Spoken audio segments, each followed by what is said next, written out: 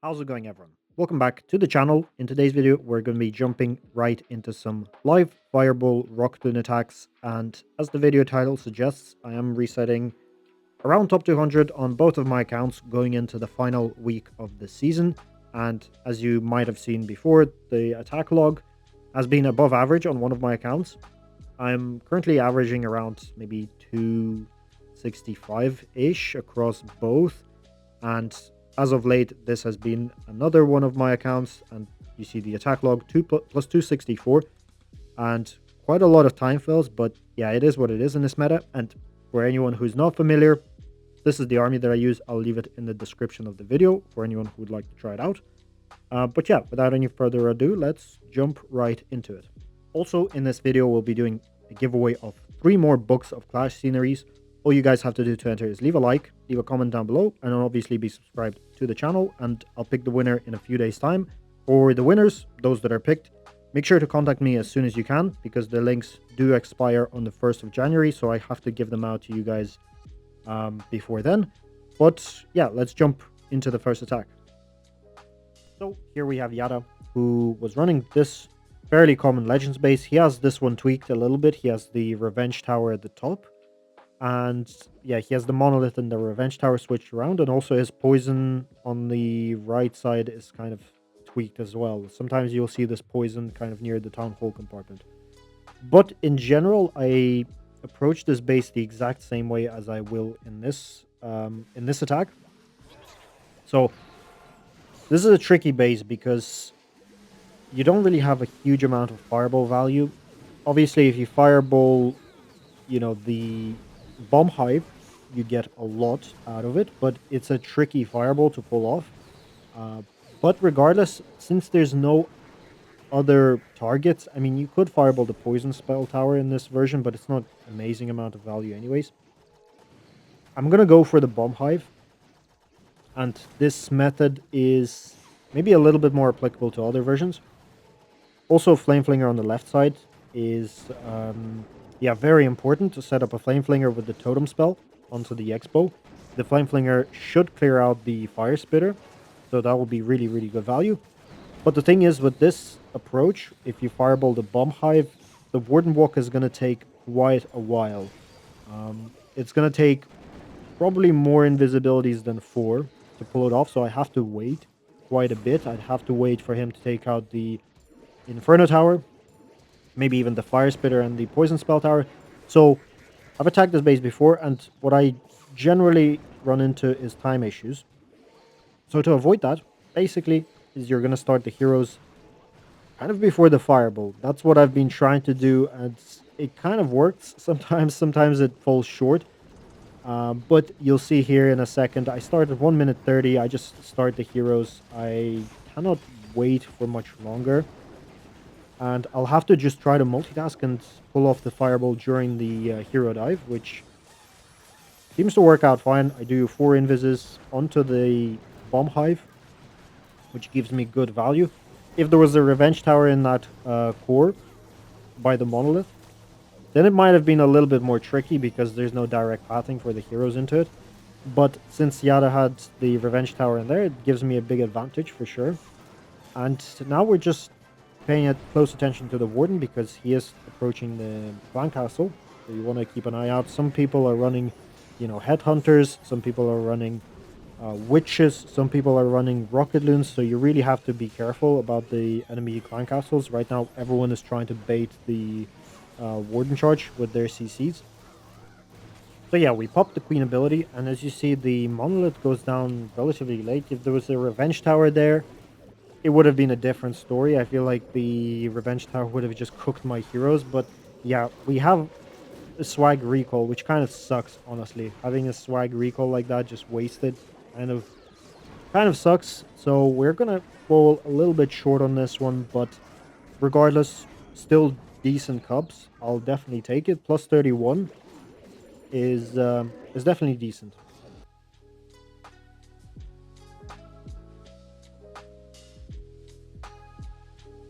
I've also been trying out Fireball Rocketloons in eSports mode, and this is one of the matches that I had the other week. For those that aren't interested, by the way, feel free to skip forward. I'll leave the timestamps and chapters in the bottom of the screen so you can quickly navigate your way through the video. But yeah, this is one of my attacks from the past week. And as you might notice, I'm not running a recall in esports mode. You can't really afford to be bringing an extra 2 spell slots just to redirect the Warden. So you have to kind of plan around the Warden. And in this case, the plan was to kite him with four normal loons to the top side after the Fireball. Also, you might notice I'm running the jelly.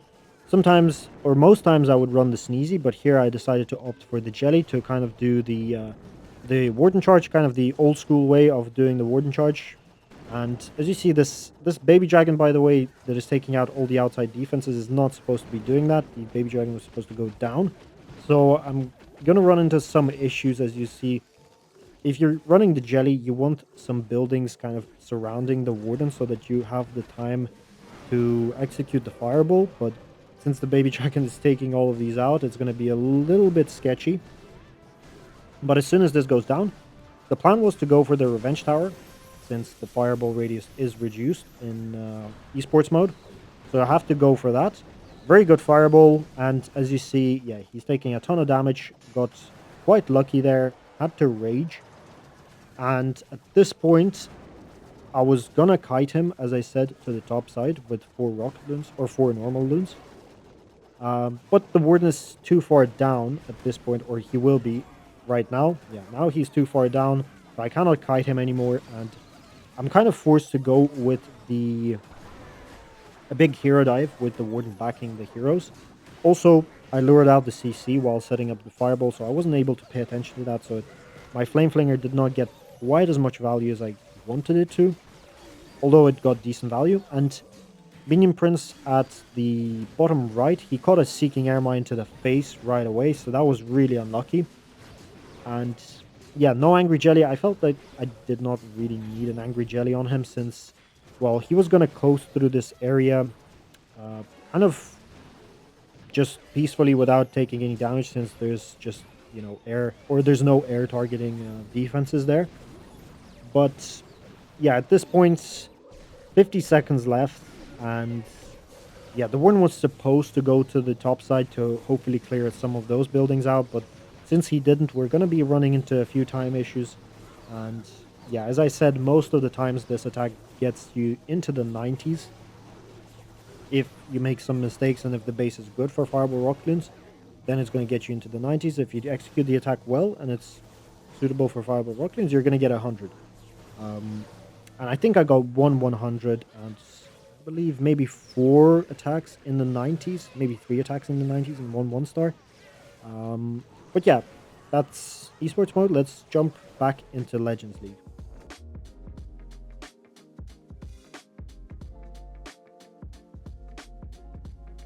Here's another base that has been kind of a little bit more common in Legends as of late. I've attacked it the first time and I failed actually, but this is the second time I'm attacking it, and I've kind of already kept in mind what I could have done better in the first attack. In the first attack, I tried to set up a flame flinger at the bottom, which is just not a good idea at all. I tried to snipe out the X-bow with an Invis, basically, like invising over the super wizard tower and trying to snipe out the X-bow.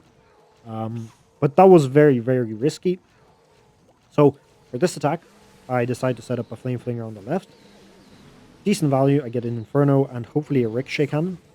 And I'm going to fireball the core, so I'm going to take out the CC, and I'm going to take out the Bomb Hive, which is decent value. It's not insane by any means, but it's going to gut the entire core, so it's going to set up, pretty decent pathing for the Warden Charge later on in the attack, and for the Hero Dive as well. So here we're also going to deal with the Revenge Tower early on in the attack, which is great news. If you can get rid of it right away, then obviously it's not a bad option. Here, double Invis Fireball, relatively simple. 2 Quakes takes out the core of the base. Now we're just going to wait for the Warden to kind of get a little bit more value. We still have about 20-ish seconds, I guess, till we have to start the Hero Dive. So I would like him to take out the Monolith, and, well, maybe the Fire Spitter, but time is probably going to be too late. So I will have to recall him to the top side. Kind of still waiting, starting my Hero Dive as he's still doing his Warden Charge. And yeah, here the point is try to push your king into the Inferno. Hopefully pop his ability onto the Inferno so that we can open up the walls to the Town Hall. And the Flame Flinger, it got decent value. The Yetis at least get the Ricochet cannon down, the one that I was talking about before. Actually, Warden rerouted to the right, so we're just gonna let him take out the multi-gear tower and then recall him out so that he's not taking fire spitter damage. And now we're just going to focus on to the heroes. Make sure we use the poison spell because we did fireball the CC out. So yeah, using a poison spell on an enemy hero is the next best thing. Here, Minion Prince at the top side. Still have the queens relatively healthy. I'm looking to where to use the totem. And yeah, we get this clump of defenses, which is solid. And yeah, a relatively comfortable triple.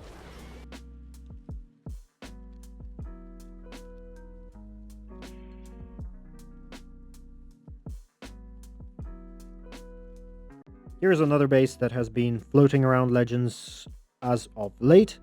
And this one is a tiny bit tweaked. I see that the bomb hive is switched around with the revenge tower.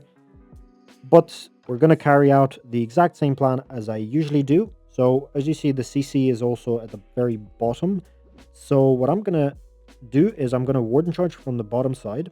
I'm going to lure out the CC with the Warden Charge. I'm going to set up a Flame Flinger at the top because, well, you cannot set up a Flame Flinger at the bottom since you have the CC there. And I'm going to aim to fireball the Fire Spitter. And the point of the Fire Spitter fireball is to take out both of the Rage compartments, or both of the Rage spell towers.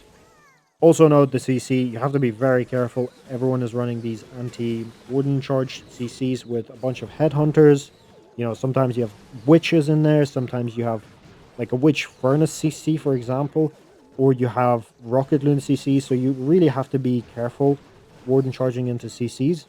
And yeah, just keep that in mind. And yeah, as I said, setting up the Flame Flinger at the top side, we did find a Tesla farm, which is fine. I'm still going to set it up with the totem spell, just like so. And now can fully focus onto the Warden Charge. Heard the skeletons, by the way, playing with sound, so I heard the skeletons pop up at the top side, so was able to react. And now we're fully focused on the Warden Charge, aiming to fireball, as I said, the Fire Spitter. The tweak of the Revenge Tower and the Bomb Hive definitely makes this a little bit easier. But as you see, 4 Invis, Fireball, very, very good value. Quake out the core of the base. And now you want to generally just wait. If you can, add a couple of Rocketloons into this multi-arch tower to take it out. That way you will have a funnel for the Warden later on. And now we can recall him out. Place him... Well, there's a bomb hive there, so I opt to place him kind of to the right side a little bit so that he doesn't walk into the bombs. But if there's a revenge spell tower there, or the revenge tower there, then I place him at the bottom right side. But yeah, hero diving, also into the town hall. If you imagine the fire spitters facing the hero dive with the rage still there, that would be really bad news for the hero dive. So you kind of want to avoid that. That's why I fireballed the fire spitter. Flame Flinger is getting good value, and what I'm going to do here, I'm going to join the Warden with the Minion Prince. I didn't do a good job with that, though, because, yeah, I just dragged him and the healers did not heal the Warden, and, yeah, that was not well played, in my opinion. Probably could have played it better by placing the Minion Prince at a better angle. But we still have the Giant. We have the Queen clinging onto her life. We have the Minion Prince. The Revenge Tower in the core would 100% make this a fail, but I think with a better Minion Prince ability, and if you can drag him with the Warden and get the Minion Prince ability through the Revenge Tower, this should go through as well.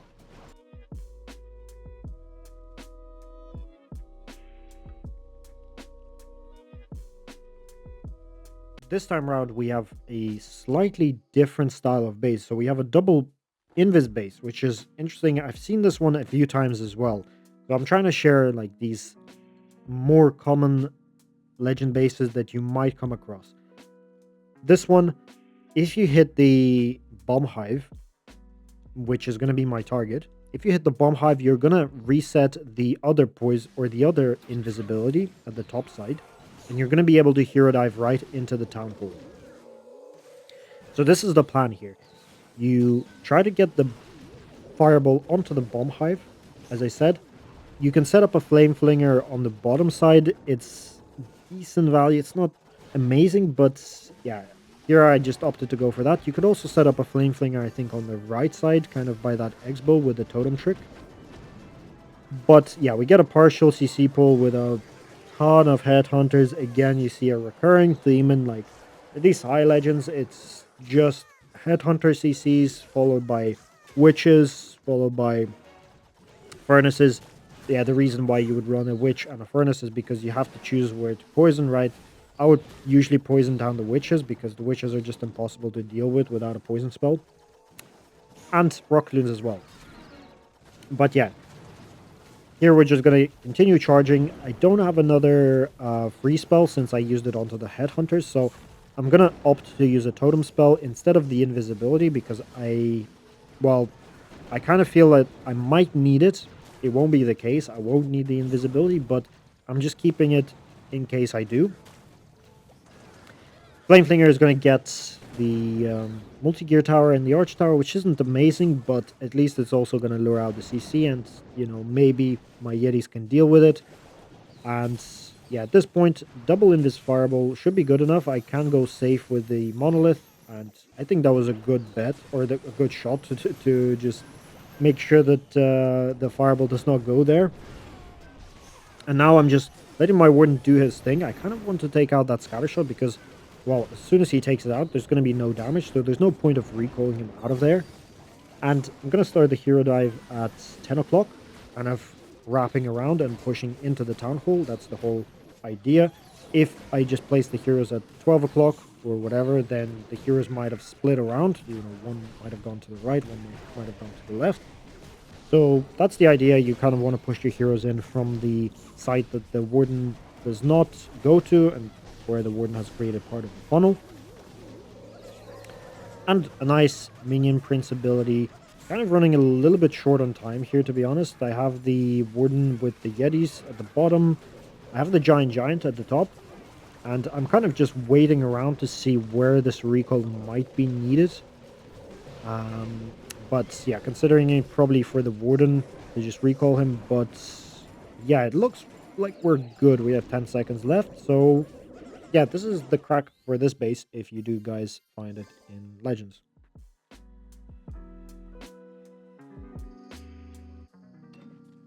Also, you might notice, as of late, I've not been running into these toxic 5-layer wall bases because I feel like they've kind of been burnt in High Legends. At least, yeah, like from my experience, it has been more of these styles of bases of either teasers, like with town halls to one side of the map, or diamond bases like this. So for diamond bases in general, the approach is kind of similar. I mean, I'm going for a fireball for the highest value fireball as I can. And in this case, you can get the builder hut in the core, which is just going to get a crazy amount of fireball value. It's going to get you the bench tower. It's going to get you the bomb hive and the CC. Those are really, really clutch targets. Also, like the bomb hive itself deals a lot of damage to your hero dive. So taking it out and not having to deal with it is really, really nice. So we just have to stay patient here. Possibly use a rage because there's quite a few buildings in front of the Warden and I kind of want to speed him up. So a rage here would not be a terrible option. I opt to go for the freeze coupled with a rocket loon to kind of speed things up. And somehow we get a partial CC pull, which I drop a poison on because I felt that I'm gonna fireball the CC from a relatively large distance. So I'm not gonna pull anything else.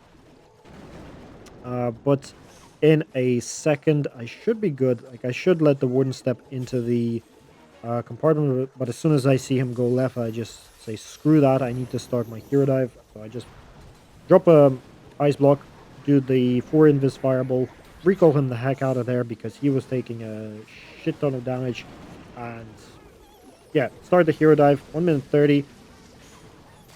It's going to be a bit close on time, as usual.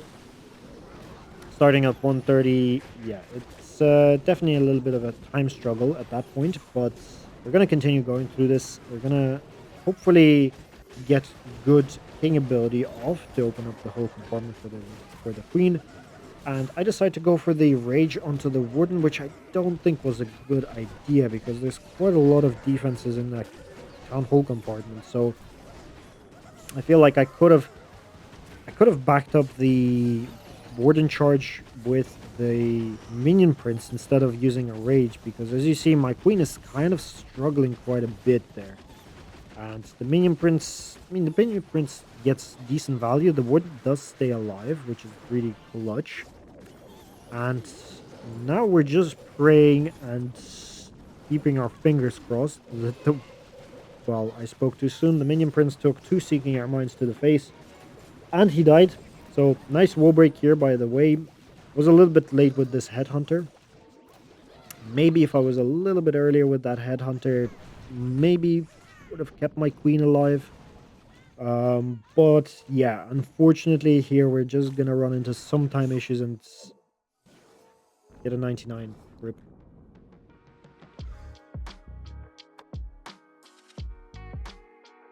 And to finish off, I'll share like a more mid Legends style of base, I feel like.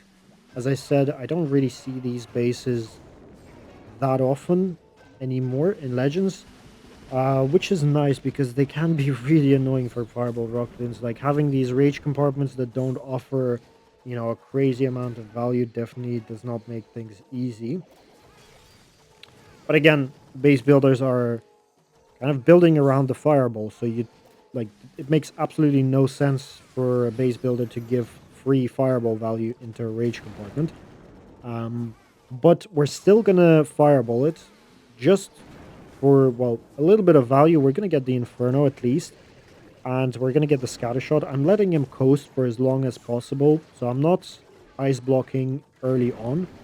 I'm kind of letting him go through the defenses and take out as many buildings as he can before I need to ice block. And as soon as that happens, actually, I don't even need to fireball the rage because scattershot fireball directly onto it reaches everything that I need. So very, very nice so far, and nice flame flanger setup at the right side. Notice that it was a multi-gear tower, which is very short range, so you can outrange it with the flame flanger. Can't do the same on the monolith, obviously. And yeah, we're just going to push the heroes into the town hall. Again, that's the general idea. Have to keep an eye out on the CC. Sometimes, like these types of CCs will have those toxic, Rocketloon, Headhunter, Furnace CCs. So you just have to be very, very cautious.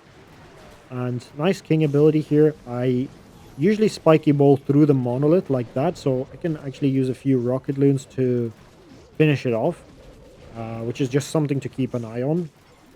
And now we're just continuing to invis the queen to hopefully take out the revenge tower. And recalling the warden to the top side. Usually what I do is I just recall him to the top and I send the minion prince with him. And yeah, most of the times he gets really decent value. And the queen actually clutched up the bottom, which is great.